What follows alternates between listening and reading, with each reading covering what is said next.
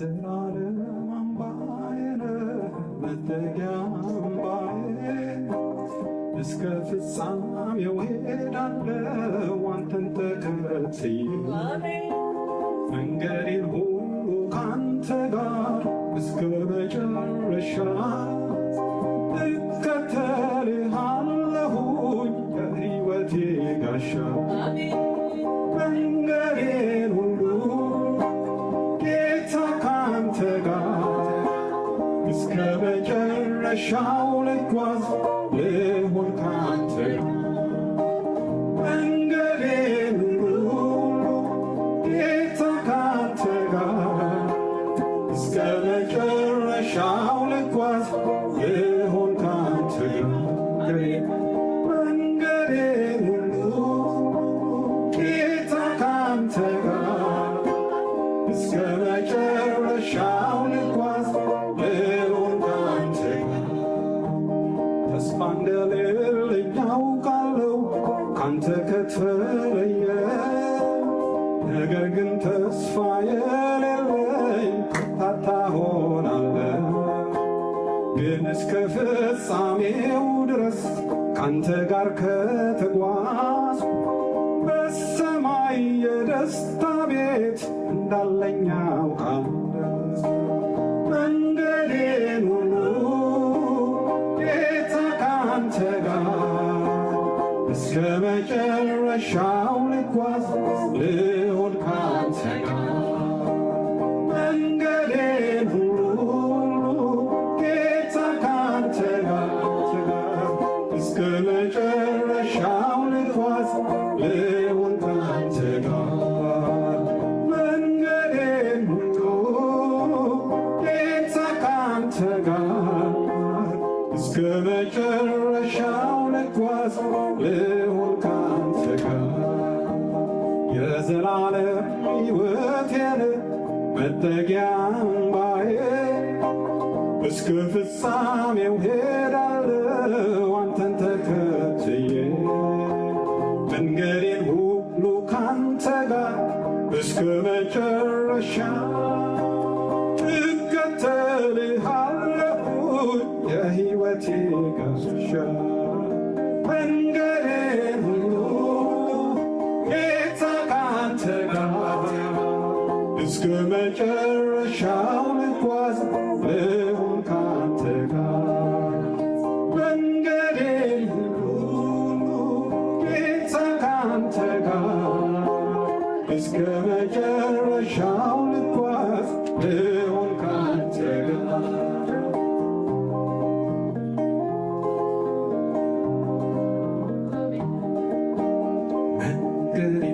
እንደ መንገድ ሐሳቤ እንደ ሐሳብ አድርግልኝ ጌታ እንደ ፈቃድ መንገዴን እንደ መንገድ ሐሳቤን እንደ ሐሳብ አድርግልኝ ጌታ እንደ ፈቃድ መንገዴን እንደ መንገድ ሐሳቤን እንደ ሐሳብ አድርግልኝ ጌታ እንደ ፈቃድ መንገዴን እንደ መንገድ ሐሳቤን እንደ ሐሳብ አድርግልኝ ጌታ እንደ ፈቃድ መንገዴን እንደ መንገድ ሐሳቤን እንደ ሐሳብ አድርግልኝ ጌታ እንደ ፈቃድ መንገዴን እንደ መንገድ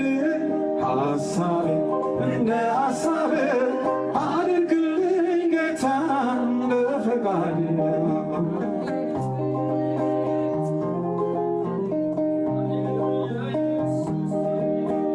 መንገዴን ሁሉ ጌታ ካንተ ጋር እስከ መጨረሻው ልጓዝ ልሆን ካንተ ጋር መንገዴን ሁሉ ጌታ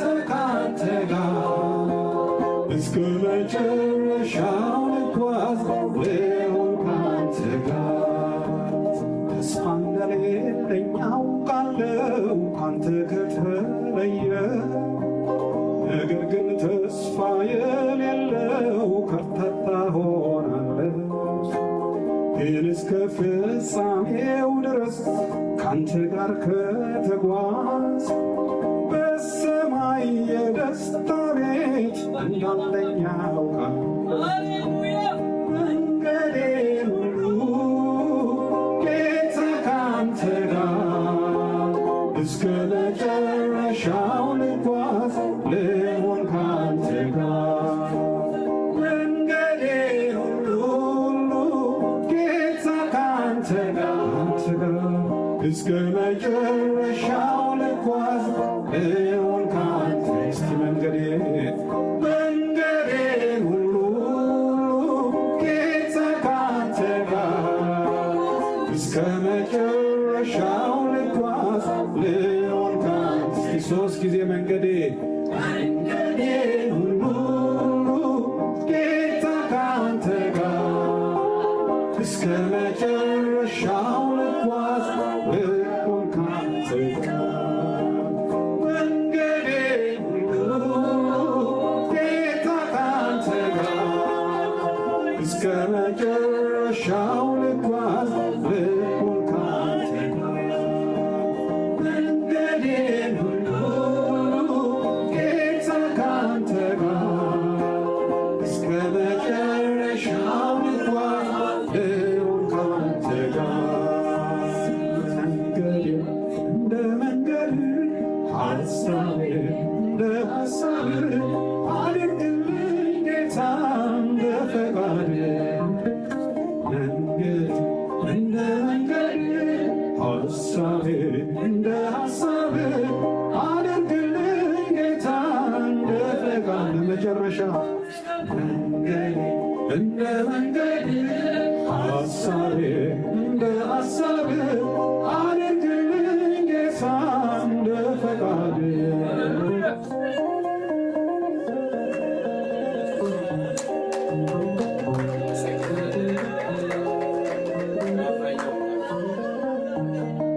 እናመሰግንሃለን እግዚአብሔር አምላካችን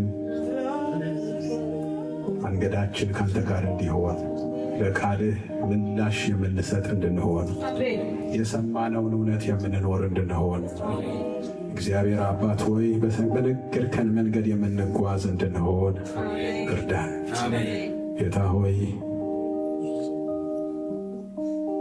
ቃልህ እውነት ነው ተብሎ በቃል ተጽፏል። የእውነትን መንገድ እንድንሄድ እርዳን። የሚያሳስበን የመጨረሻችን ጉዳይ የሕይወታችን ጉዳይ እንዲሆን የቤተ ክርስቲያን ጉዳይ እንዲሆን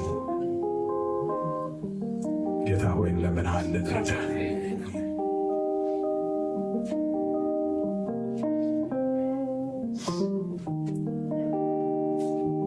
ሶስት ደቂቃ አለችን። እስቲ ይህችንን በለው ጌታ እንዲያሳርፈን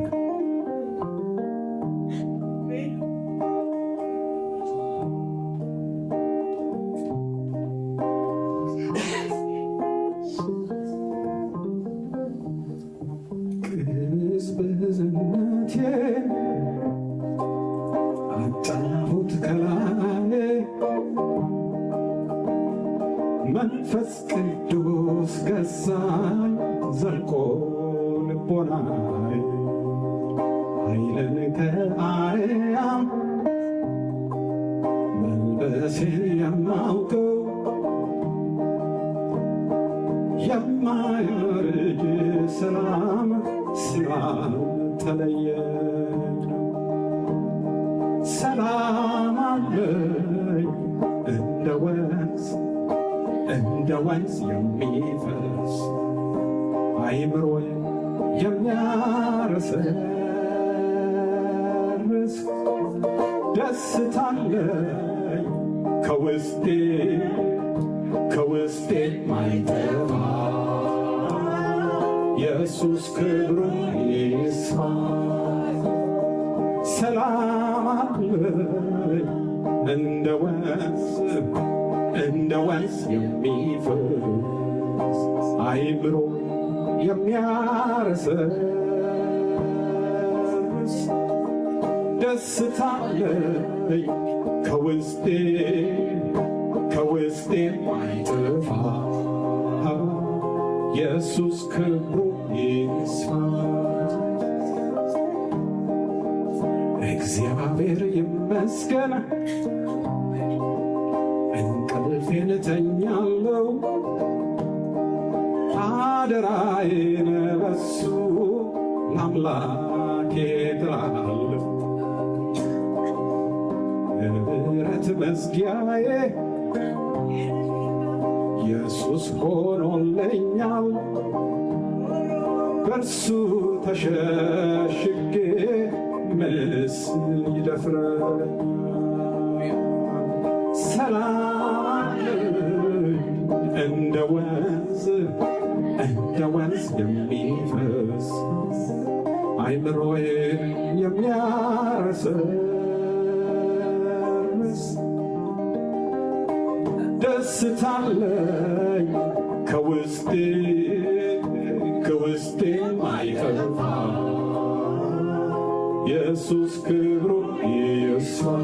መጨረሻ ሰላም አለኝ እንደ ወንዝ የሚፈስ አይምሮዬን የሚያረሰርስ ደስታለኝ ከውስጤ አይጠፋ ኢየሱስ ክብሩ ይስፋ።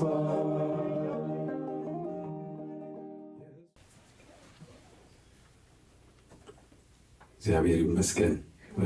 ትምህርታችንን እንቀጥላለን። የዘሪውን ጉዳይ ያነሳን እየተነጋገርን ነው። ዘሪው ሊዘራ ወጣ ይላል። እግዚአብሔር ይመስገን። ዘር እንግዲህ እንደምታውቁት ነው፣ የመኖር ዋስትና ነው፣ የመብዛት ጉዳይ ነው። ገበሬ እህልን ይዘራል፣ እግዚአብሔር ደግሞ ቃሉን ይዘራል። የቃሉ ገበሬ እግዚአብሔር ነው ብለናል። እውነተኛው የወይን ግንድ እኔ ነኝ፣ ገበሬውም አባቴ ነው ብሎ ስለ አባቱ ገበሬነት ጌታ ኢየሱስ በዮሐንስ ወንጌል ምዕራፍ 15 ላይ ተናግሯል። ግብርና የነዋሪዎች ስር እንደሆነ ዘሪው የሚዘራው ቃልም የመንፈሳዊ ነገር ስር ነው። እግዚአብሔር ቃሉን ይዘራል። ጉዳዩ ግን ቃሉ የሚያርፍበት መሬት ነው ብለናል። እግዚአብሔር ይዘራል። እግዚአብሔር እንዲበቅል ይዘራል። ሲዘራ በዓላማ ይዘራል። እግዚአብሔር እንዲበቅል ይዘራል። ግን የሚዘራው ቃል የሚወድቅበት መሬት የተዘራውን ዘር ወይ ውጤታማ ያደርገዋል ወይ ያለ ውጤት ያስቀረዋል። ስለዚህ ጌታ ኢየሱስ ክርስቶስ በማርቆስ ምዕራፍ 4 ቁጥር 14 ላይ ዘሪው ቃሉን ይዘራል። ቃሉ በተዘራበት መንገድ ዳር የሆኑት እነዚህ ናቸው። በሰሙ ጊዜ ሰይጣን ወዲያው መጥቶ በልባቸው የተዘራውን ቃል ይወስዳል ብለን እንዴት ሰይጣን ሊወስድ ይችላል፣ ከዛ እንዴት መጠንቀቅ እንዳለብን አንዳንድ ነገሮች እያሰብንና እያነሳን ከእግዚአብሔር ቃል ባለፈው ሳምንት አይተናል። ሁለተኛው እንዲሁም በጭንጫ ላይ የተዘሩት እነዚህ ናቸው። ቃሉንም ሰምተው ወዲያው በደስታ ይቀበሉታል። ለጊዜው ነው እንጂ በእነርሱ ስር የላቸውም። ኋላም በቃሉ ምክንያት መከራ ወይም ስደት በሆነ ጊዜ ወዲያው ይሰናከላሉ ብሎ ሁለተኛው መሬት ላይ ደግሞ ጭንጫ የሚለውን ጌታ ኢየሱስ ክርስቶስ ያነሳል። ጭንጫ ላይ የተዘሩት እነዚህ ናቸው ብሎ ምሳሌዎቹን ነው የሚያስቀምጠው ጌታ እና ቃሉን ሰምተው ልባቸውን የሚያደነድኑ አይ ይሄስ የሚሉ ሳይሆኑ ሲቀበሉት በምን ይቀበሉታል አለ? በደስታ ይቀበሉታል። ተቀባይ ናቸው።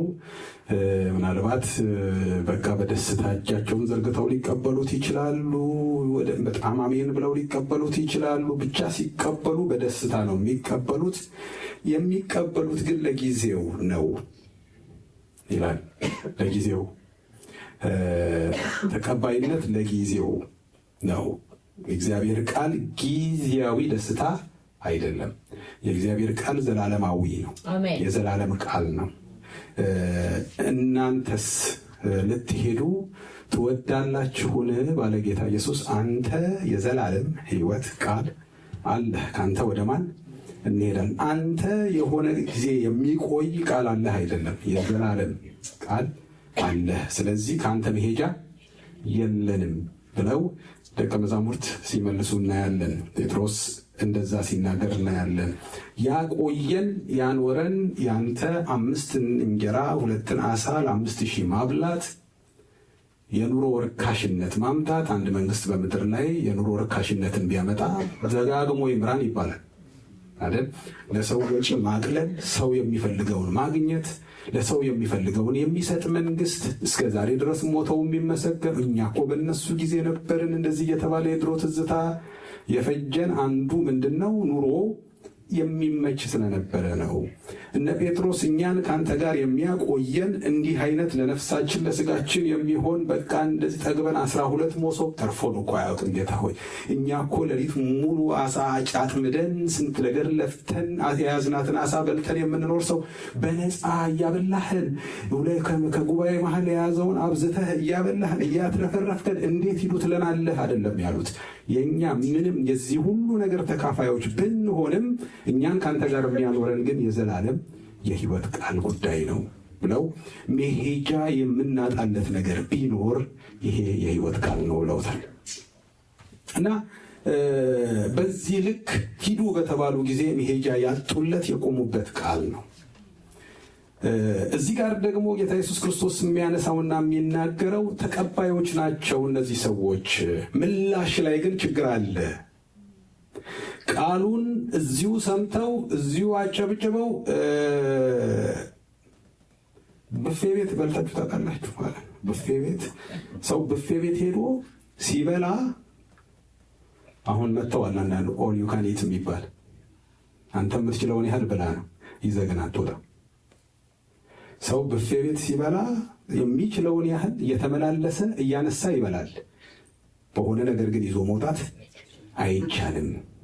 እና የዛች ቤት ደስታ ነው። የዛችው ቤት የዛችው የብፌዋ ቤት ግርግር ነው፣ አይወጣም። እና አንዳንድ ጊዜ እዚሁ ተደስተን እዚሁ ዘለን እዚሁ ጨፍረን እዚሁ አስቀምጠን ከወጣን የጭንጫ መሬት ዘር ይሆናል።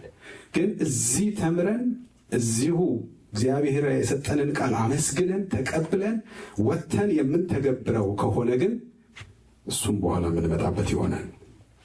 ስለዚህ ቃሉ ይለናል እዚህ ላይ ሲነግረን እነዚህ ሰዎች በቃሉ ላይ ስር የላቸውም ይልና ቃሉ ይዞ የሚመጣው መከራ አለ ይላል። በቃሉ ምክንያት መከራ ወይም ስደት በሆነ ጊዜ ወዲያው ይሰናከላሉ። ማለት ደስ የሚላቸው አሁን በዘመናችን አንዳንድ ትምህርቶች አሉ አይደለ? እንደምንሰማው አንድ ጊዜ አንድ ቪዲዮ አጭር ቪዲዮ አየውና ማማዊ ወይም ዳውን ይላታል። ኤሌቬተር ውስጥ ገብቶ ወደ ታች እየሄደ ነው ኤሌቬተሩ። ሴትዮዋ ግን ኖ ኢን ዘ ኔም ኦፍ ጂሰስ አም ጎይንግ አፕ ትላለች፣ ወደ ታች እየወረደች። ማለት ትልቁን እንደው ደህና አሁን ተናገር አይደለ? አዲስ አበባም አንድ ትምህርት ቤት የሚሄዱ ሰዎች ይህንን ብልጽግና ወንጌል የጠጡ ሰዎች ታክሲ ላይ እዛች ጋር ከፍ አድርገኝ ነው አሉ የሚሉት። ወራጅ አይሉ ወራጅ ካሉ ስለሚወርዱ ከህይወት ትወርዳላችሁ ስለሚባሉ እግዚአብሔር አፋፍ እየጠበቀ ብቻ የሚያደርግ ግን ቃሉ ምን ይለናል? በቃሉ ምክንያት ስደት ይሆናል፣ ፌሽታ ይሆናል። ይህን ቃል ሰምተህ እንደዚህ ይሆናል፣ እንደዚህ ምናምን። እንደዚህ አይነት ታሪክ የለም በእግዚአብሔር ቃል ላይ። ታላቅ የእንትንና የመነቃቃትና የኮሚኒቲን ኮንፈረንስ ታላቅ የነፃ የመውጣት አይደለ። እኛ አይደለንም የምናውጀው፣ እኛ የእግዚአብሔር ቃል ትምህርት ነው ያለን። ሰዎች ወደዚህ የሚመጡት ምንም ፈልገው አይደለም፣ የእግዚአብሔርን ቃል ፈልገው። የዘላለም የህይወት ቃል አለህ የተባለው እሱን ፈልገው እዚህ ነፃ መውጣት ካለ ነፃ ይወጣሉ አይደለ? ጌታ ኢየሱስ ክርስቶስ ባለበት የእግዚአብሔር መንፈስ ባለበት በዚያ ምን አለ ይላል? አርነት አለ። ስለዚህ አሁን አርነቱ ሳይሆን የሚያሳስበን አርነት አውጪው አለ ወይ? የአርነቱ ጌታ አለ ወይ?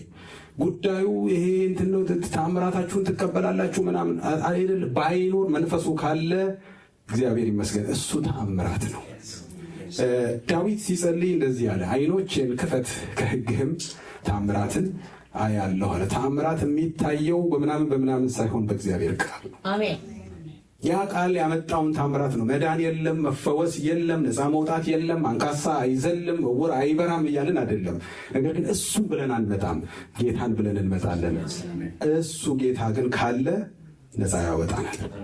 ሰዎች የሚመጡበትን ምክንያት የሚያጓጓቸውን ነገር እየነገርን አናመጣቸውም። ጌታን እየነገርን እንዲመጡ እንፈልጋለን። ጌታን እየፈለጉ እንዲመጡ ቃል አለ። ሌላው ሁሉ ሄጅ ነው አለ ጌታ ኢየሱስ። ታስታውሱ እንደሆነ ማርታ አንቺ በብዙ ነገር ትታወቂያለሽ አይደል ያላት። ማርያም ግን መልካምን ዕድል መርጣለች። ምን ማለት? በእግሩ ስር ሆና መማርን መረጠች። ስለዚህ እንዲህ የሚመርጡ ሌሎቹ ነገሮች በሙሉ ምን የሚሉ ናቸው? የሚወሰዱ ናቸው። ማርያም የመረጠችው ዕድል ግን ማንም አይወስድም። ከእርሷ ምን አይልም? አይወሰድም። የማይወሰድ ምርጫ የእግዚአብሔር ቃል ምርጫ ነው። ስለዚህ እኛ የእግዚአብሔርን ቃል መርጠን ከመጣን ከእግዚአብሔር ቃል ጋር መጣበቅ የሚነግረንን ነገር ደግሞ እግዚአብሔር በመከራ ስለ መጽናት ካስተማረን፣ ቆይ እዚህ ውስጥ አብዛኞቻችን መኪና የምንነዳ ሰዎች ነን። መንጃ ፈቃድ ያወጣ ነው ምን ልናደርግ ነው? ልንነዳ ነው አይደለ? ዲኤምቪ ሄደን የቃል ተፈትነን አልፈን የመኪናውን ተፈትነን የሮዱን ተፈትነን ቴስት አልፈን ቁጭ ብንል መንጃ ፈቃዱ ለኛ ጥቅሙ ምንድን ነው? ስለዚህ ካነበብነው ምንድን ነው ማነው ከተፈተነን ካገኘነው መንዳት አለብን። እሱ መንጃ ፈቃዱን ውጤታማ ያደርገዋል።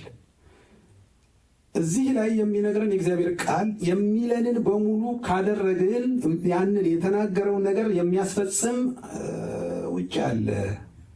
ስለዚህ እንዲህ አይነቱ ነገር ላይ ተንገዳግደው የሚወድቁ ለጊዜው ደስታ ሲሰማ የሚወዱ መስማት የሚወዱ የሚያስደስታቸው በቃ ድምቅ የሚሉ ነገር ግን የማይኖሩ አሉ። መልስ ያስፈልገዋል እያለ ነው ጌታ ባጭር ቃል።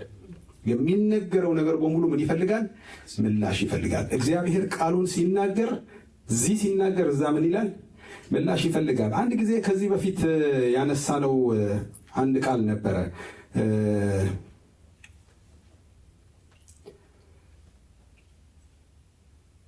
ይችን ትውልድ በምን መልሳለሁ በምን መልሳት እመስላታለሁ ብሎ ጌታ ኢየሱስ በማቴዎስ ወንጌል ምዕራፍ 11 ቁጥር 16 ላይ የተናገረው፣ ነገር ግን ይህን ትውልድ በምን መስለዋለሁ? በገበያ የሚቀመጡትን ልጆች ይመስላሉ።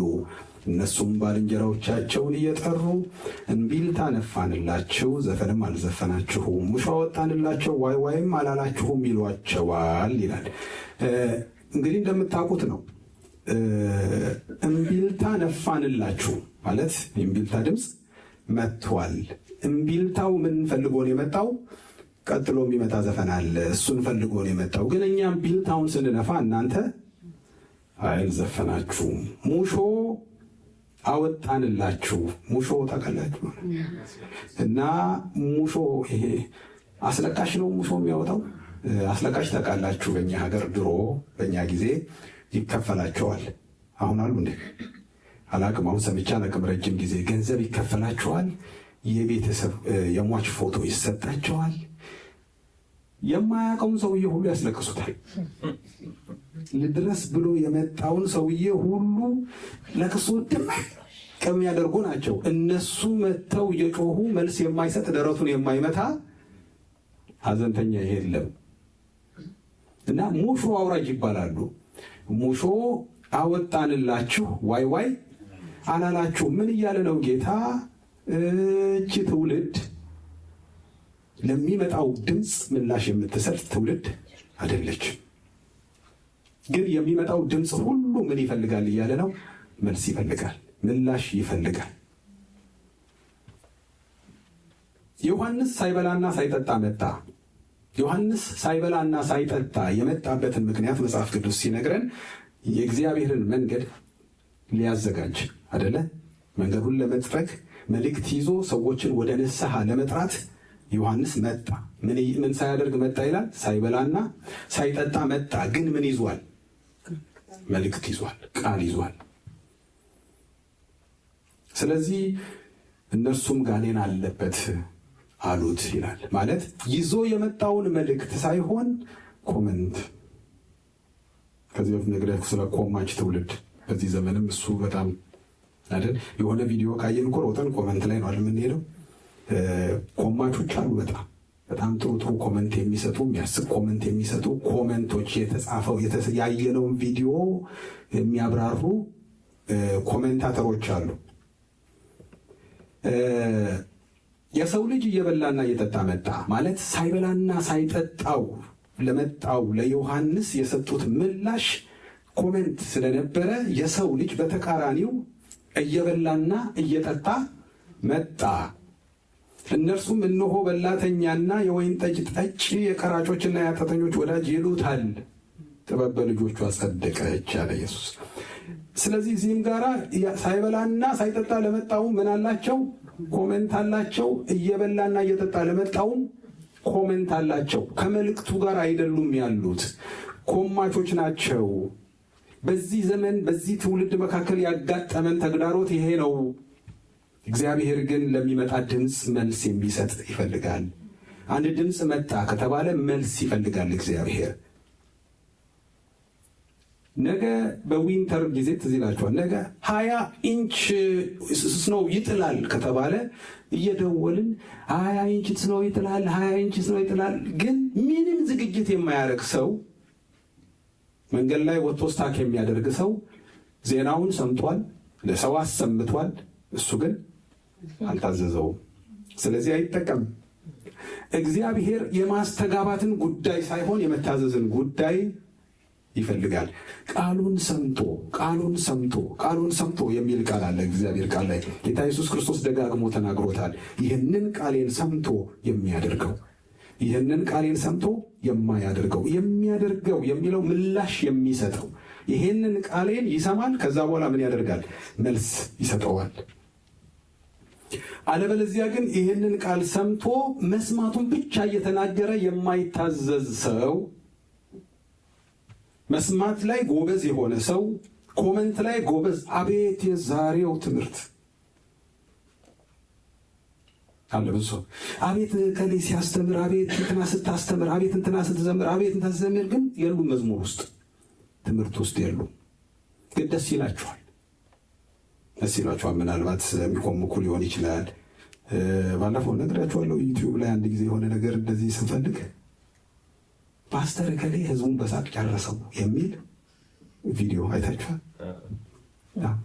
በሳቅ ጨረሰው፣ በሳቅ ለመጨረስ ቪዲዮ ወጥቷል። እና ሰውየው ፓስተር ነው፣ የተያያዘለት ግን ያስተማረው ትምህርትና መልእክት ሳይሆን ርዕሱ የጨረሰው በሳቅ።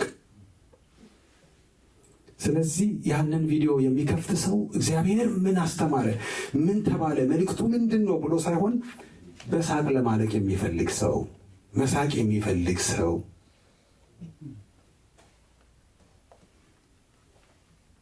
ኢንተርቴይንመንት አይደለም የእግዚአብሔር ቃል። እኛን ኢንተርቴይን ሊያደርገን አይደለም የመጣው፣ መንገድ ሊያሳየን ነው። ለእኛ ብርሃን ነው። ሕግህ ለእግሬ መብራት ለመንገዴም ብርሃን ነው። ስለዚህ ወደ ሕጉ ስንመጣ፣ ወደ ቃሉ ስንመጣ የሚታየን መንገድ አለ፣ ያበራልናል። እግዚአብሔር አምላክ ጨለማዬን ያበራል አይደለም ይላል እግዚአብሔር ቃል። እግዚአብሔር ጨለማችንን ያበራል። እግዚአብሔር በሚያበራው መጽሐፍ ቅዱስ በጣም ደስ ይላል። ኑ ይልና በእኛ ሳይሆን በእግዚአብሔር ብርሃን እንሂድ። በእግዚአብሔር ብርሃን። እግዚአብሔር ደግሞ የሚያበራው ፓውዛው ቃሉ ነው። በእግዚአብሔር ቃል የሚሄዱ በእግዚአብሔር ቃል የሚራመዱ ሰዎች አይሰናከሉም። ጎልማሳ መንገዱን በምን ያነጻል? ቃልህን በመጠበቅ ነው። የቃልህ ፍቺ ያበራል። ከብርሃን ጋር ከመንገድ ጋር ከተያያዝን ይሄ ቃል ነው የሚያበራልን። ይሄ ቃል ነው የሚያቆመን። መንገዳችንን የሚመራን ይሄ ቃል ነው። ብዙ መሪዎች ባሉበት ምድር ነው የምንኖረው። እውነተኛ መሪ ግን የእግዚአብሔር ቃል ብቻ ነው።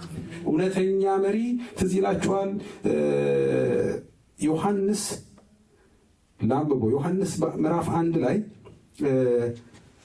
ብርሃን በጨለማ ይበራል፣ ጨለማም አላሸነፈውም። ከእግዚአብሔር የተላከ ሰው ዮሐንስ የሚባል አንድ ሰው ነበረ። ሁሉ በእርሱ በኩል እንዲያምኑ ይህ ስለ ብርሃን ይመሰክር ዘንድ ለምስክር መጣ።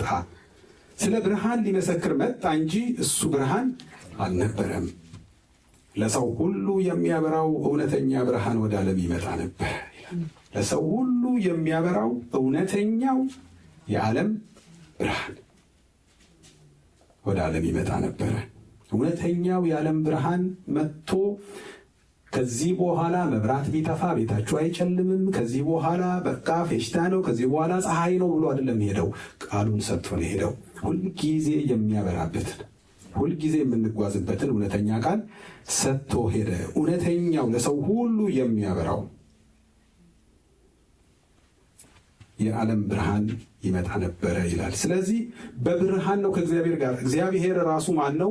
እግዚአብሔር ብርሃን ነው ይላል መጽሐፍ ቅዱስ ሲናገር። ብርሃን ነው፣ በእርሱ ዘንድ ጨለማ የለም። እግዚአብሔር አምላክ ጨለማዬን ያበራል። እግዚአብሔር ብርሃን ስለሆነ ያበራል። ጨለማን ብርሃን ያሸንፈዋል። ብርሃንን ጨለማ አያሸንፈውም። ብርሃን ግን ጨለማን ምን ያደርጋል? ያሸንፋል። ስለዚህ እግዚአብሔር ሁልጊዜ ምን ያደርጋል? ያበራል። ያበራል። ባለፈው እሑድ ዕለት መሰለኝ ያነሳሁት አይደለ? ይሄ ሳውቅ በድፍረት ሳላውቅ በስህተት የሰራሁትን ኃጢአት አይደለም፣ ከየት እንደወደክ አስብ። ምን ማለት ነው? ምን ጋር እንደወደክ አስብ። እንዴት? ይህንን ቃል ስታነብ ውድቀትህ ላይ ያበራልሃል። ከዛ በኋላ ትመለሳለህ። መንገድህ ይቀናል፣ መንገድህ ይስተካከላል። ለካ ቃሉ እንደዚህ ነው የሚለው። ቀኝ ኋላ መዞር ነው። የመጽሐፍ ቅዱስን የሚያስተምሩ ሰዎች ስለ ንስሐ ሲናገሩ ንስሐ ያደረጉትን ብቻ መናገር አይደለም። ጌታ ሆይ ሰርቄ ነበር ብል ሰረክ እንዴ አይደል የሚለው እግዚአብሔር ያውቃል። ግን መስረቄ ተሰምቶኝ አዝኜ በፊቱ ያደረኩት ልክ እንዳልሆነ ገብቶኝ በእግዚአብሔር ፊት እናገረዋለሁ። ግን ንስሐ የሚባለው ግን ቀኝ ኋላ መዞር ነው። ከዛ ህይወት መመለስ ነው። ወይንም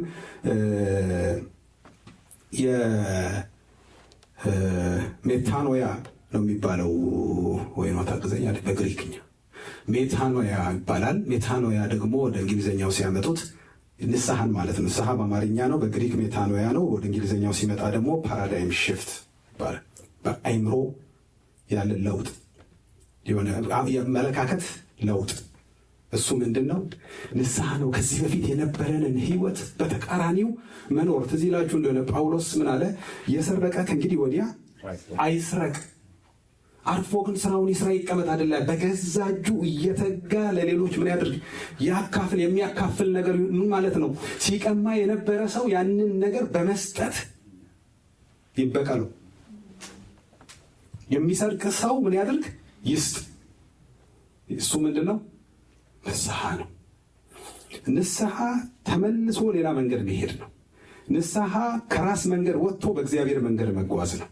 ለካ ይሄ ነበር ብሎ ምላሽ መስጠት ነው። እግዚአብሔር ላበራው፣ እግዚአብሔር ላሳየው ነገር የኔ ነገር ለካ እንደዚህ አልነበረም፣ ጌታ ሆይ ይሄንን ነገር ምሕረት አድርግልኝ ብሎ እግዚአብሔር ባለው ጎዳና ላይ መንገድ መጀመር ነው እንጂ ነገ ሁለተኛ ለመስረቅ እያሰብኩ ዛሬ ጌታ ሆይ እንደኔ ያለ ኃጢአተኛ የለም እያልኩኝ ነገ ፕሮግራም ይዤ ይሆናል ወይ?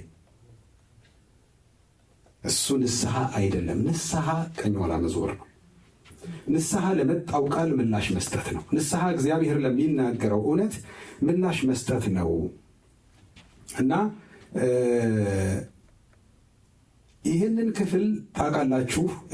በተለይ የእግዚአብሔር ቃል ሲናገር ስለ ሕዝቡ ለሕዝቅኤል እንደዚህ ይለዋል እግዚአብሔር፣ እነሆ አንተ መልካም ድምፅ እንዳለው እንደሚወደድ መዝሙር ማለፊያም አድርጎ በገና እንደሚጫወት ሰው ሆነህላቸዋል። የዘመናችን ጊታር ማለት ጊታር እኮ በጣም ደስ ያላችሁ አንዳንድ ድምፅ፣ የሙዚቃ ድምፅ ስትሰሙ ምናምን የሆነ በቃ የሚያመጣ ነገር አለ። በቃ መልካም መዝሙር እንደ በገና እንደሚጫወት ሰው ቃልህን ይሰማሉ፣ ነገር ግን አያደርጉትም ብሎ እግዚአብሔር ለሕዝቅኤል ይነግረዋል። ያንተ ድምፅ፣ ያንተ ቃል፣ አንተ የምትነግራቸው ሄደ የምታቀርብላቸው መልእክት በጣም ደስ በሚል ሙዚቃ እንደተቀነባበረ ሪሚክስ እንደተደረገ መዝሙር ይሰሙታል፣ ግን ቃልህን አያደርጉትም። ስለዚህ ሆነህላቸዋል። አንተን እንጆ እያደረጓል። ቅድም እንደምናየው ሰውየው የእግዚአብሔርን ቃል ይሆናል የሚናገረው፣ እነሱ ግን በቃ በሳቁ በመፈንዳታቸውን ነው የሚያዩት። በእርግጥ ዘመኑ በሳቅ ፈንድተን የምንሄድበት ዘመን ነው ወይ? ዘመኑ እኛ ተዝናንተን የምንወጣ እግዚአብሔር ቤት መተን ተዝናንተን የምንወጣበት ዘመን ነው ወይ? እግዚአብሔርስ በእውነት ልጆቹን ሰብስቦ አስቦ የሚለጋ አምላክ ነው ወይ? አይደለም። እግዚአብሔር ይመክራል፣ በምክሩ ግሩም ነው ይላል የእግዚአብሔር ቃል። እግዚአብሔር ይገስጻል፣ እግዚአብሔር ያጽናናል፣ እግዚአብሔር ይመክራል፣ ደግሞ እግዚአብሔር አቅጣጫን ያሳያል። የእግዚአብሔር ጩኸት፣ የእግዚአብሔር የልብ ጩኸት፣ የእግዚአብሔር ፍላጎት ወደ ክርስቶስ እንድንደርስ፣ ወደ ክርስቶስ ስንደርስ ማየት ነው።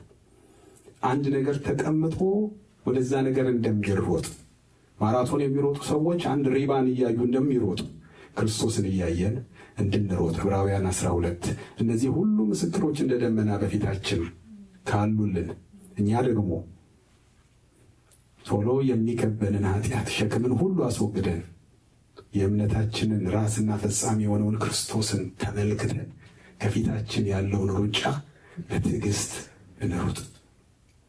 ማንን ተመልክተን? እሱ ነውርን ንቆ በመስቀል ታግሶ እንዳልኳችሁ ነው። መስቀል ላይ መታገስ፣ ሌላ ነገር ላይ መታገስ ቀላል ነው። አልጋ ላይ ሆኖ መታገስ እንዴት ጥሩ ነው። ያድነኝ ይሆናል፣ እንደዚህ ሆነ ይሆናል፣ ነገ ነሳ ይሆናል ብሎ በአልጋ ላይ ተስፋን መጠበቅ ቀላል ነው። መስቀል ላይ በመስቀል ታግሶ ይላል የእኛ ምሳሌ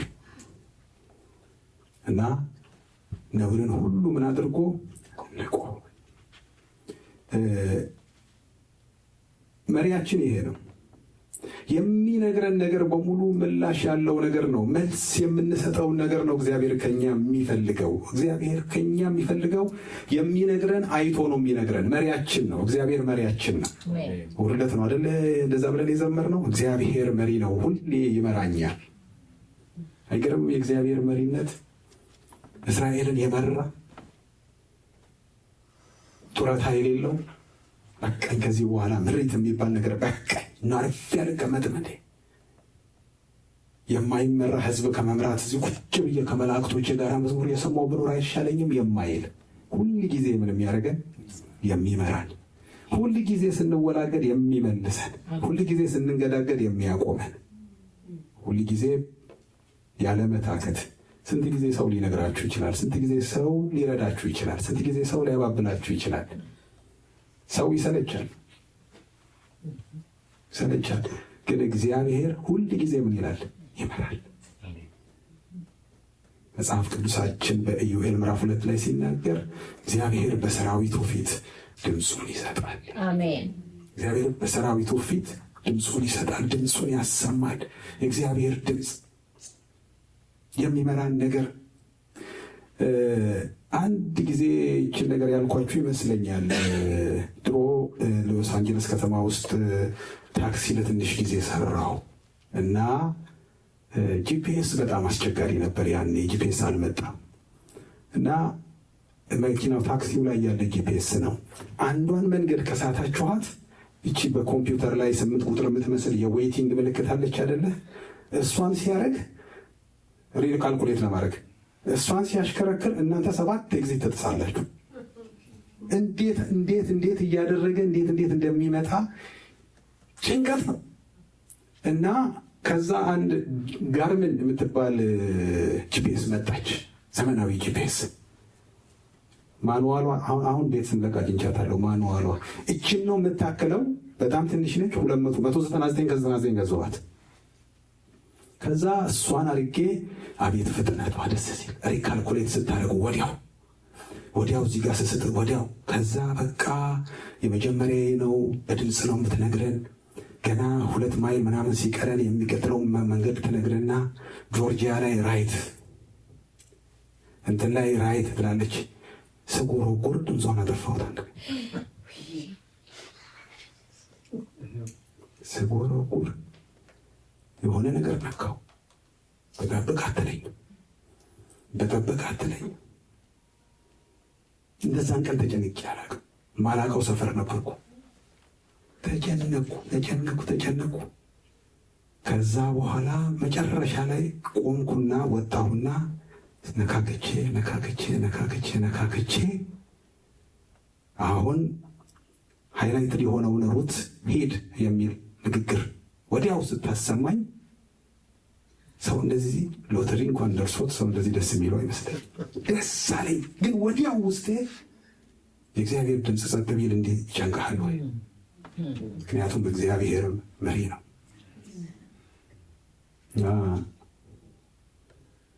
ጂፒኤስ ብዬ ከዛ ወዲያ ጠርቻት አላውቅም። መሪ ጌታ ነው የምላት። በጣም ይገርማችኋል። በቃ ድምፅ እንደዛን ቀን ናፍቆኛ አያውቅም። ወገኖቼ የእግዚአብሔርን ቃል እየያዝን ነው የምንሄደው። አሜን። የእግዚአብሔርን ቃል ሌላ ጊዜ ደግሞ እዚህ አትላንታ ሆኜ እንደዚሁ ቤተክርስቲያን እናገለግል ነበር። ከዛ በኋላ አንድ የቤተ ክርስቲያናችን ወንድምና እህት ባልና ሚስቶች ናቸው። ቤታቸው ከዚህ ስትወጡ ምሳ አዘጋጅተናልና ወደኛ ቤት ምሳ ኑ፣ አድራሻውን ልከንላችኋል አሉ በየቴክስቱ። አድራሻው ስልኬ ላይ አለ። ከዛ መኪና ውስጥ ገብቼ አድራሻውን ልሞላ ስል የነሱ በጣም ወዳጅ የሆነ ጓደኛቸው ከፊቴ ይሄዳል። እሱን አልከተልም እንዲያልኩና ሲታጠፍ ሲቆም ቆምኩኝ። ወርዶ አየኝ። ምን ነው ማይካል? ምን ነው አይ ተከተልከኝ ብዬ እናንተና ቤት አይደለም እንዴ? ኧረ እኔ ሌላ ፕሮግራም አለኝ። እኔ ሌላ ቦታ እኮ እኔ ቤቴ ነው፣ ልጆች ይዤ ሌላ ቦታ ሊሄድ ነው አለ። የተሰጠኝን አድራሻ ብከተል ሰው ቤት ባለመጣሁ ኖሮ ብዬ እንደገና አድራሻ ሞልቼ ወደ ጥሪ ቦታ። እግዚአብሔር የላከልን መልእክት አለ የምንከተለው። አድራሻ ልኮልናል እግዚአብሔር። ሰው ተከትለን ከሄድን የሰው አድራሻ ላይ ነው የምንደርሰው። እኔ ሰው ተከትዬ ሄጄ የደረስኩት ሰው ቤት ነው፣ ጥሪው ቤት አይደለም። ጥሪ አለብን፣ ራት አለብን፣ ግብዣ አለብን። እግዚአብሔር ጠርቶናል። ግን እግዚአብሔር በጠራን መንገድ ላይ ስንሄድ እዛ ጥሪ ቦታ እንደምንደርስ ነግሮናል። ሰው ተከትለን ሰው ቤት እንዳንሄድ ቃሉን ተከትለን ግብዣው ቤት እንደርሳለን። አሜን። ስለዚህ ቃሉን እንከተል፣ ለቃሉ ምላሽ እንስጥ። ምላሽ የሚፈልግ ቃል እግዚአብሔር በእጃችን አስቀምጧል። የሆነ ኢንተርቴን የምናደርግበት የሆነ እንትን የምንበት ነበር። የሚገርማችሁ አብርሃም እንዲህ ነበር፣ ይስሐቅ እንዲህ ነበር እያለን እንድንኖር ሳይሆን እግዚአብሔር በእነሱ ውስጥ ያስተላለፍልንን መልእክት እንድናይ። ኢየሱስ ክርስቶስ እንደዚህ ነበር፣ ኢየሱስ ክርስቶስ እንደዚህ ነበር።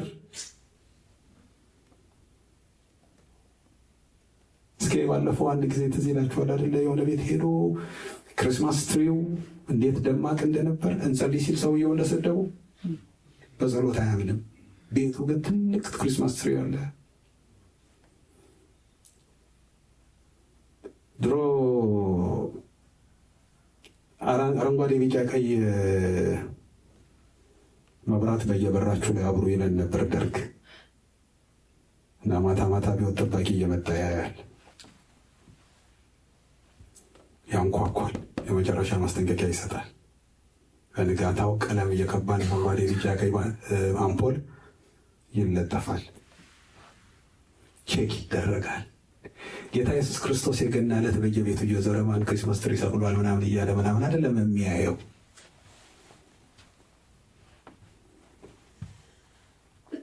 የሆነ ስርዓት እንድንፈጽም አይደለም ጌታ የሚፈልገው፣ የመጣውን መልእክት እንድንከተል ነው። እግዚአብሔር መልእክት ልኮልናል አይደል? ጌታ ኢየሱስ ክርስቶስ መልእክታችን ነው። መጽሐፍ ቅዱስ ሲናገር ኤፌሶን ምዕራፍ 4 ቁጥር 20 ላይ እናንተ ግን ክርስቶስን እንደዚህ አልተማራችሁትም ይላል። ክርስቶስ ትምህርታችን ነው። ክርስቶስን እየተማርን ወደ እግዚአብሔር እንድንደርስ ነው። እኛ የሆነ አይደለ የእሱ በርዝዴይ አክባሪዎችም አይደለንም። እሱ ሰው አይደለም። መጽሐፍ ቅዱስ ለዘመኑ ቁጥር የለውም። ደቀ መዛሙርት የትም ቦታ ላይ የኢየሱስን ልደት አላከበሩም። የመጣበትን ዓላማ ግን አክብረዋል። ለምን እንደመጣ እንድናከብር ነው እግዚአብሔር የሚፈልገው። የትም ቦታ ላይ መጽሐፍ ቅዱስ ላይ ልደቱ ነበር አይለንም። ሲመጣ መጽሐፍ ቅዱስ ቃል አይደል አያቴ ምን ትለኛለች? የወንድ አያቴ እርዱኝ እረዳቸዋለሁ ተብሎ ተጽፏል ብለው ስለነገሯት ቃል ውስጥ ያለ ይመስላት ነበረ። እንዲህ ተብሎ እንደተጻፈ ድሮ ቸርች ያዳር ጸሎት ላይ አንድ ሰው ይጸልያል። በጣም ጌታን የሚያገለግል ሰው ነው። ይጸልያል። ጌታ ሆይ በአንድ መንገድ ይመጡብሃል፣ በሺህ መንገድ ትበትናቸዋለህ ተብሎ እንደተጻፈ ጠላቶች በአንድ መንገድ መጥተው በሺህ መንገድ ስለሚመለሱ አመሰግንሃለሁ። ጌታ ሆይ እንደዚህ ተብሎ እንደተጻፈ እንደዚህ ስለሚሆን አመሰግንሃለሁ። አንድ አዲስ ልጅ ያለ እዛ ይሰማል። መጨረሻ ላይ ተነሳ ነው። ጌታ ሆይ ተልባ ቢንጫጫ በአንድ ሙቀጫ ተብሎ እንደተጻፈ ጠላቶቼን ሁሉ በአንድ ሙቀጫ ውቅጥ ስለምታደርግልኝ አመሰግንሃለሁ አለ።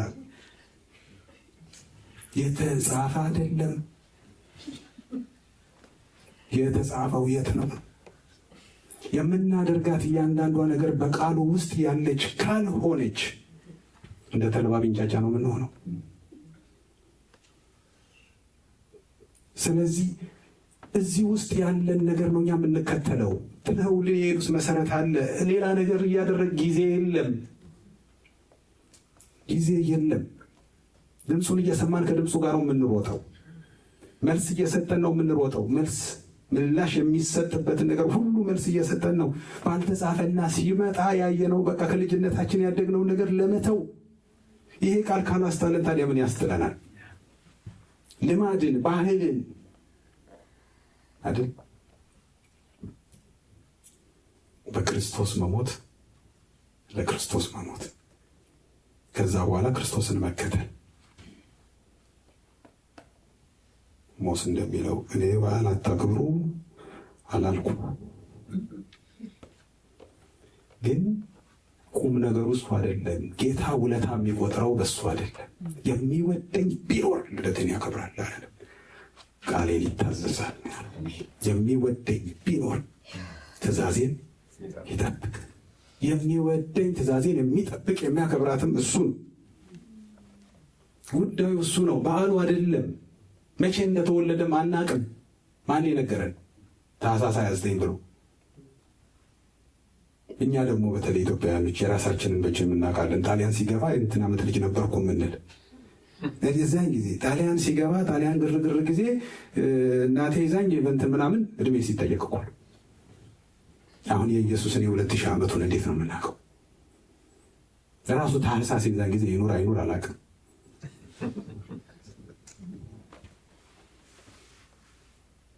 ነው እኛን የሚያጓጓን። እኛን የተጻፈው ነው። እኛ ምላሽ ልንሰጥ የተጠራ ነው። ለተጻፈው ነው፣ ለካልቸሩ አይደለም፣ ለባህሉ አይደለም። እንደውም ሰዎች አዋቂዎች፣ እንደውም የመጽሐፍ ቅዱስ ጠበብቶች የሚናገሩት ይሄ ታኅሳስ ወር፣ የዲሴምበር ወር እስከ ሚድል ኢስት ድረስ በጣም የቀዝቃዛ ወር፣ እንደውም ጥጧ ስኖው አሉ እንትን የምትለው አይደል? እቺ ክሪስማስ ትሪ ላይ ጥጥ ትደረጋለች አይደል? አዎ። እና አይደለም በእስራኤል ሀገር ላይ እረኞች በቅዝቃዜ ወቅት አይደለም ደጅ የሚያድሩት። እረኞች ደጅ የሚያድሩት በሙቀት ጊዜ ነው። እና በዛን ጊዜ አይደለም ልደቱ ይላሉ። ቁጭ ብለን አሁን እንዲህ አሉ። አሁን ልደቱ መቼ ይሆን? እግዚአብሔር ኧረ ልደቱን ተውና ወንድሜ የመጣበትን ዓላማ ክብር። እሱ ለዘመኑ ቁጥር ክርስቶስን እንደ ሰው እንኳን ብናውቀው ከእንግዲህ በኋላ እንደ ሰው። ለዚህ እኮ ነው አሁን መጫወቻ ያደረጉን ቤተክርስቲያን ላይ ኬክ ሃፒ በርዝዴይ ቱ ጂሰስ እያሉ እንደነንትና ልጆች ኬክ የሚቆርሱለት ኢየሱስን እንደ ሰው። እሱ ግን ራሱን የገለጠበትን መንገድ ካያችሁት እኔ ፊተኛ ነኝ፣ እኔም ደግሞ ኋለኛ ነኝ፣ አልፋ ነኝ፣ ኦሜጋ ነኝ። ምን አይነት ልደት የሚባለው እኮ ያልነበረ የኖረበት ማለት። እኔ ልደት አለኝ ፌብሩዋሪ 16 ጻፉና ተጋብዙኛል። እና ፌብሩዋሪ 16 1900 ምናምን ሌላ ስራ እንዳልሰጣችሁ እና ከዛች ቀን አንድ ቀንና ከዛች ቀን ሁለት ቀን በፊት እኔ ስለዚህ ምድር የማውቀው ነገር የለም። ምንም ነገር ማንም በቃ የለውም፣ በምድር ላይ የለውም። ያልነበርኩ ሰውዬ እዛን ቀን መጣሁ። ልደቴ እሱ ነው። ኢየሱስ ግን ያለና የነበረ ነው። አብርሃም ሳይወለድ እኔ ነበርኩ። 50 ዓመት ያልሞላ አልኩ ነበርኩ። እንደውም መጽሐፍ ቅዱስ ትክክለኛው ትርጉም ላይ አብርሃም ሳይወለድ እኔ ነኝ እኔ አላቸው። እንዴት አይደለም የሆነ እንትን ነገር አይደለም ጌታ ከኛ የሚፈልገው አለ፣ ፍለጋውን እንድንከተል አይደለም ይለው ጌታ ኢየሱስ ክርስቶስ በምድር ላይ የመጣው እንጂ የሆነ አይደለም። ጊዜው ራሱ አይፈቅድልንም። እንደውም ኤፕሪል ትንሽ ሞቅ የሚልበት ጊዜ ነው። ኤፕሪል ላይ ደግሞ ስቅለቱ ምናምኑ ያን ጊዜም አይደለም። እሱ ደግሞ ሞቃት ነው። እንደውም የተሰቀለው በብርድ ጊዜ ነው። ጴጥሮስ እሳት ሲሞቅ ነበረ ደጅ ይሁናል። እንዲሁ እንደው በቃ እንደዚህ ነበር። እኛ እንደዚህ አይነት ሎጂክ ውስጥ ከገባን ስለማንወጣ የተነገረን አንድ አለ። የእምነታችን ራስና ፈጻሚ የሆነውን ክርስቶስን ተመልክተን መጽሐፍ ቅዱስ ላይ እናቱ ይህንንም በልቧ ትጠብቀው ነበር እንጂ ልደቱን ታከብር ነበር የሚል የለም። የጌታችን የኢየሱስ ክርስቶስ ልደት ነበረ። እንደውም የፋሲካ በዓል ነበር ይላል መጽሐፍ ቅዱስ። የለም ሌላ ነገር። ተቀላቀለ፣ ነገሩ ተቀላቀለ። ስለዚህ እኛን እግዚአብሔር የሚፈልገው ምላሽ እንድንሰጥ ነው እንጂ ያልተጠየቅነውን ነገር እየፈለግን ዝም ብለን ምን አለበት። አንዲት እህት ምን አለበት ሲላችሁ ሰው ምንን ተወውና አለበት የሚለውን ያስተላልፍ። አለበት ኢየሱስ ክርስቶስ በጣም ለደቀ መዛሙርቱ የሚናገራቸው ነገር ምን አለበት የሚያስብል ብዙ ነገር ነግሯቸዋል። ወደ ጥሪ ቦታ በሄዳችሁ ጊዜ እፊት አትቀመጡ፣ ምን አለበት አላሉትም። የሆነ ነገር ሲላቸው ምን አለበት አይሉትም። ያችነው ያከብራሉ። ለምን? እርሱ አዋቂ ነው። እኛ ደግሞ እርሱ አዋቂ ነው የምንለው መዝሙር ላይ ግን እርሱ አዋቂ ነው። ያልነገረንን አናደርግም፣ ለነገረን ግን እንተጋለን። ክርስትና ያልነገረንን ማድረግ ሳይሆን የነገረንን መትጋት ነው። የተነገረ እግዚአብሔር በመታዘዝና ባለመታዘዝ በጥየቃ ነው አይደለ? ያልተጻፈ የሚጠይቅ ክፉ ዳኛ አይደለም። እግዚአብሔር ከጠየቀን የሚጠይቀው በዚህ እውነት ላይ የተጻፈውን በመኖራችን ጌታ ኢየሱስ ክርስቶስ በጎቹም በቀኙ ፍየሎቹም በግራ ያደርጋቸውና የአባቴ ብሩካን ወይም ደግሞ እናንተ እርጉማን ብሎ ፍየሎቹን ይጠራቸዋል ብሎ የማቴዎስ ወንጌል ምዕራፍ 25 ላይ የሚናገረው ላይ የሚላት እያንዳንዷ ነገር የተጻፈች ነች። ያልተጻፈን ነገር እግዚአብሔር አይጠይቀንም። አስተማሪ እንኳን ያልተጻፈ ነገር ፈተና ያመጣ። ያላስተማረውን ፈተና የሚያመጣ አስተማሪ ክፉ ነው። ግን የተጻፈውን ግን እግዚአብሔር ይፈልጋል። አርጎ የተባልነውን ለማድረግ እንድንተጋ እግዚአብሔር መልስ እንድንሰጥ። ጭንጫ መሬት ግን የተሰጠውን አይቀበልም። ፌሽታው ሌላ ነው፣ ሲወጣ ሌላ ፈልሳፊ ነው። ነገራችኋለሁ። ባለፈው እዚህ ጋር አንድ ሰው የተናገረውን ምሳሌ ማኪያቶ ያመጣለትን ሰው እሺ ልድገምላችሁ። 5 ደቂቃ ውሰዱብኝ። ቄስ ትዕግስቱ ይባላል እና 5 ኪሎ መካነ ኢየሱስ የኔ ቸርች ነበረች እና እዛ ጋር ቫርሲቲ የሚባል ኮፊ ሻፕ አለ፣ ይታወቃል በጣም። እዛ ሄዳለሁ አለ እሱ። ያኔ ቄስ ነው ግን በጣም ቀጭን ነው። ቄስ ለማለት አንዳንዴ ቄስ ሲባል በተለይ በሌላው እምነት ቄስ ሲባል የለመድነው ጺም አለ፣ የለመድነው ሰውነት አለ፣ ሽምግልና አለ። እሱ እናሾፍበት ነበር። ቄስ ነው ነበር እና እዛ ባሲሴን አይታዘዘኝም አለ። እንትኑ ባሬስታው ማኪያቶ አዘዋለሁ፣ ሁሌ የምጠጣው ማኪያቶ ነው አለ። ማኪያቶ አዘዋለሁ፣ ቆይቶ ነው ለሰው ሁሉ አስተናግዶ ሲጨርስ ነው ይዞልኝ የሚመጣው አለ። እና ከረጅም ጊዜ በኋላ ግን እዛ ቁጭ ብዬ የቸርች ልጆች ቄስ ሲሉኝ ሰማ፣ ደነገጠ አለ። ቄስ ነህ እንዴ አለኝ አለ። አዎ አልኩት።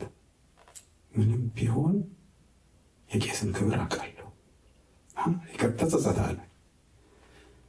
ከዛ በሚቀጥለው ቀን ሄድኩ አለ። ሲሄድ መጣ፣ ታዘዘኝ አለ። ቆይቶ መጣል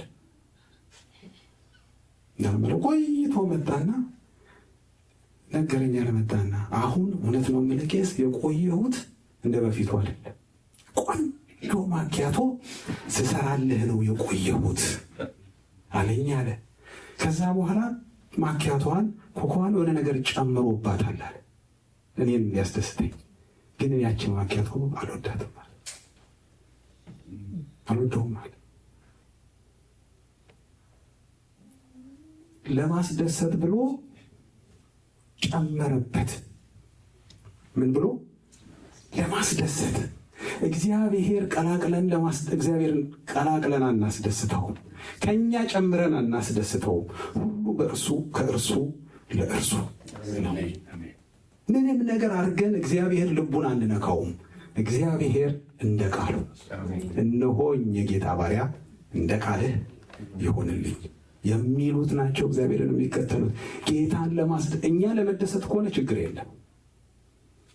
እኛን ደስ የሚለን ከሆነ ጌታ እናንተ እንዴት እኔ እዚህ ቁጭ ብዬ እናንተ ደስ ይላችኋል አይለንም። እግዚአብሔር በእኛ ደስታ እግዚአብሔር ደስ ካለን ደስ ይለው። ግን የእኛ ደስታ እንደ ቃሉ ሲሆን ነው እግዚአብሔር ደስ የሚለው። የሚያሳስበን የማያሳስበው ጉዳይ እንዳይሆን፣ የሚያሳስበው እግዚአብሔር የሚያስበው ጉዳይ እንዲሆን፣ እግዚአብሔርን በቃ የሚፈልገው ነገር እንዲሆን፣ እግዚአብሔርን የሚያስጮኸው ነገር እንዲሆን ያስፈልጋል። በጭንጫ መሬት ላይ የተዘራ ቃል የሚበላው ሌላ ነው፣ ወጥቶ የሚያደርገው ሌላ ነው። መከራ በመጣ ጊዜ የለም።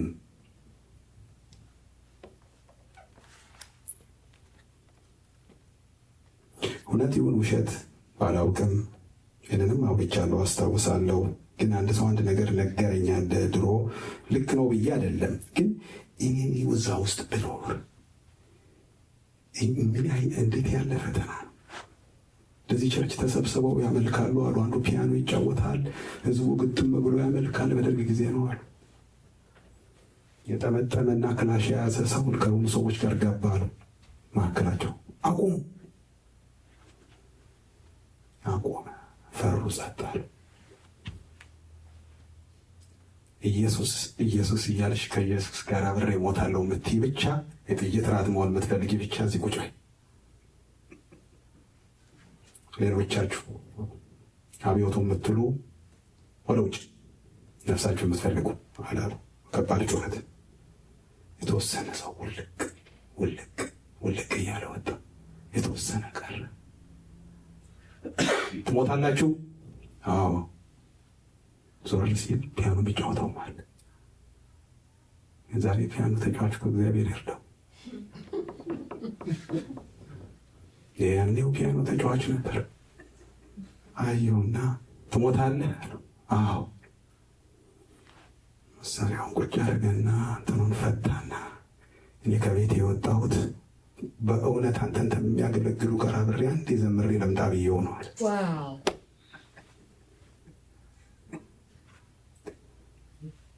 እንዲህ አይነት ፈተና ቢገጥም እኔ እዛ ውስጥ ብኖር የሆነ መኪና ስቷችሁ ያውቃል? አቤት ያን ጊዜ ዝንቶ ቢሆን እንደምትሉት ነው የሚሰቀጥለኝ። እንዲህ ብኖር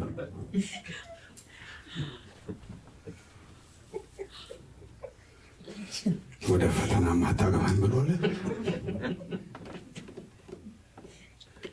እግዚአብሔር ይርዳ። ግን ጌታ ያውቃል እነማ እንደሚጸሙ እነማ ጅቡጅቡ እንደሚሉ ጭንጫው የትኛው እንደሆነ መልካሙ የትኛው እንደሆነ ጌታ ያውቃል። ግን ሁላችንም ላይ አግኝቶን ብንሸለም አብረን እኮ ነው የምናገለግል ነበር አብረን መጣን ብንል መልካም መሬት ብንሆን እግዚአብሔር ለዛ ቀን ያድርስን። አሜን አሜን አሜን።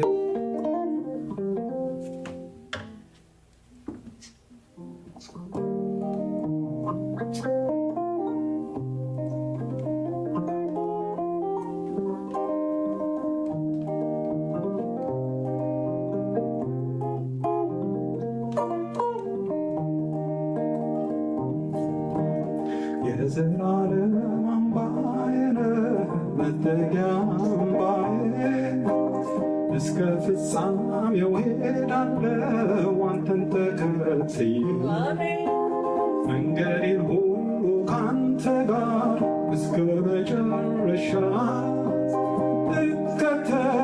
እከተልሃለሁኝ የሕይወቴ ጋሻ መንገዴን ሁሉ ጌታ ካንተ ጋር እስከ መጨረሻው ልጓዝ ልሆን ካንተ መንገዴን ሁሉ ጌታ ካንተ ጋር እስከ መጨረሻው ልጓዝ ልሆን ካንተ ጋር መንገዴን ሁሉ ጌታ ካንተ ጋር እስከ መጨረሻው ልጓዝ ልሆን ካንተ ጋር ተስፋ እንደሌለኝ አውቃለሁ ካንተ ከተለየ ነገር ግን ተስፋ የሌለኝ ከርታታ ሆናለሁ ግን እስከ ፍጻሜው ድረስ ካንተ ጋር ከተጓዝ በሰማይ የደስታ ቤት እንዳለኝ አውቃለሁ መንገዴን ሁሉ ጌታ ካንተ ጋር እስከ መጨረሻው ልጓዝ ልሆን ካንተ ጋር መንገዴን ሁሉ ጌታ ካንተ ጋር እስከ መጨረሻው ልጓዝ ልሆን ካንተ ጋር መንገዴን ሁሉ ጌታ ካንተ ጋር እስከ መጨረሻው ልጓዝ ልሆን ካንተ ጋር የዘላለም ሕይወቴን መጠጊያ አምባዬ እስከ ፍጻሜው ሄዳለሁ አንተን ተከትዬ መንገዴን ሁሉ ካንተ ጋር እስከ መጨረሻ እከተልሃለሁኝ የሕይወቴ ጋሻ መንገዴን ሁሉ ጌታ ካንተ ጋር እስከ መጨረሻው ልጓዝ ልሆን ካንተ ጋር መንገዴን ሁሉ ጌታ ካንተ ጋር እስከ መጨረሻው ልጓዝ ልሆን ካንተ ጋር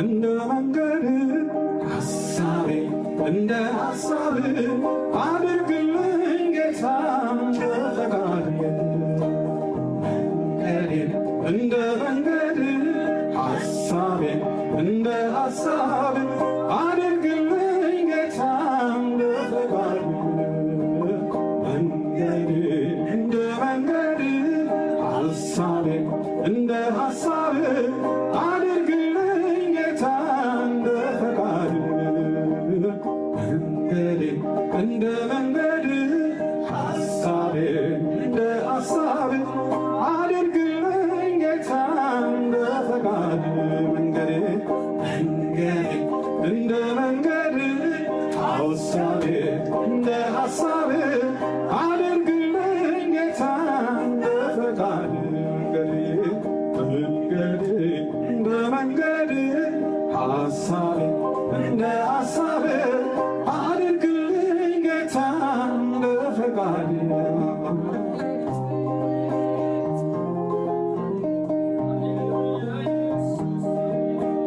መንገዴን ሁሉ ጌታ ካንተ ጋር እስከ መጨረሻው ልጓዝ ልሆን ካንተ ጋር መንገዴን ሁሉ ጌታ ካንተ ጋር እስከ መጨረሻው ልጓዝ ልሆን ካንተ ጋር ተስፋ እንደሌለኝ አውቃለሁ ካንተ ከተለየ ነገር ግን ተስፋ የሌለው ከርታታ ሆነ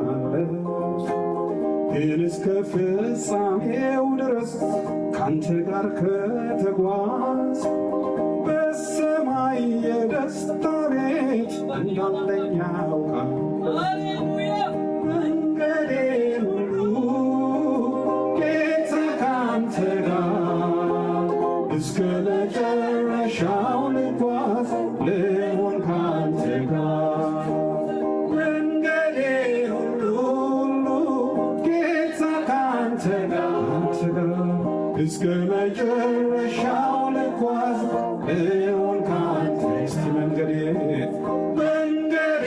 ሁሉ ጌታ ካንተ ጋር እስከ መጨረሻው ልጓዝ ልሆን ካንተ እስቲ ሶስት ጊዜ መንገዴን ሁሉ ጌታ ካንተ ጋር እስከ መጨረሻው ልጓዝ ልሆን ካንተ ጋር መንገዴን ሁሉ ጌታ ካንተ ጋር እስከ መጨረሻው ልጓዝ ልሆን ካንተ ጋር መንገዴን ሁሉ ጌታ ካንተ ጋር እስከ መጨረሻው ልጓዝ ልሆን ካንተ ጋር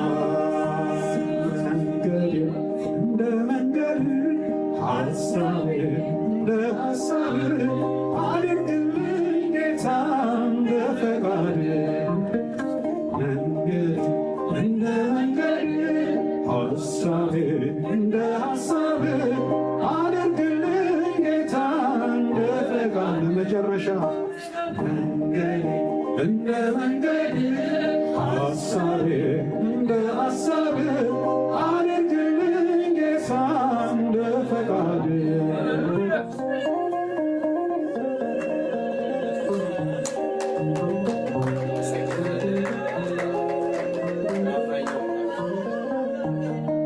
እናመሰግንሃለን እግዚአብሔር አምላካችን መንገዳችን ካንተ ጋር እንዲሆን ለቃልህ ምላሽ የምንሰጥ እንድንሆን የሰማነውን እውነት የምንኖር እንድንሆን እግዚአብሔር አባት ሆይ በነገርከን መንገድ የምንጓዝ እንድንሆን እርዳን። ጌታ ሆይ ቃልህ እውነት ነው ተብሎ በቃል ተጽፏል። የእውነትን መንገድ እንድንሄድ እርዳን። የሚያሳስበን የመጨረሻችን ጉዳይ የሕይወታችን ጉዳይ እንዲሆን የቤተ ክርስቲያን ጉዳይ እንዲሆን ጌታ ሆይ እንለምንሃለን፣ እርዳን።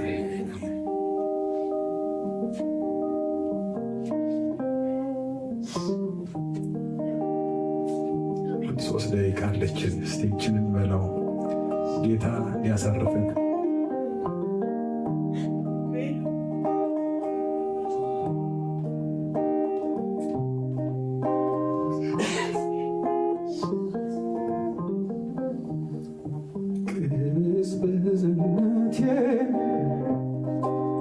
አጣሁት ከላይ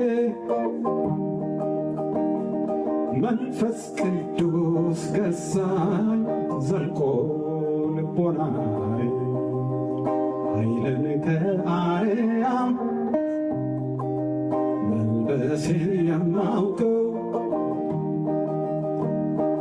የማያረጅ ሰላም ስላልተለየ ሰላም አለኝ እንደ ወንዝ የሚፈስ አይምሮዬ የሚያረሰርስ ደስታ አለኝ ከውስጤ ማይጠፋ ኢየሱስ ክብሩን ይስፋ ሰላም አለኝ እንደ ወንዝ የሚፈስ አይምሮ የሚያረሰርስ ደስታ አለኝ ከውስጤ ማይጠፋ ኢየሱስ ክብሩ ይስፋ። እግዚአብሔር ይመስገን እንቅልፌን ተኛለሁ፣ አደራዬን በሱ ለአምላኬ ጥላለሁ። የምሕረት መዝጊያዬ ኢየሱስ ሆኖልኛል፣ በእርሱ ተሸሽጌ ምንስ ይደፍረኛል? ሰላም እንደ ወንዝ የሚፈስ አይምሮዬን የሚያረሰርስ ደስታለኝ ከውስጤ አይጠፋ። ኢየሱስ ክብሩ ይስፋ። መጨረሻ ሰላም አለኝ እንደ ወንዝ የሚፈስ አይምሮዬን የሚያረሰርስ ደስታለኝ ከውስጤ አይጠፋ። ኢየሱስ ክብሩ ይስፋ። ኢየሱስ ክብሩ ይስፋ። ጌታ ሆይ እናመሰግንሃለን። በምንም ፈተና የማይወድቅ በምንሰማው በምናየው የማይነጠቅ ሰላም አንተ ስላለን እናመሰግናለን።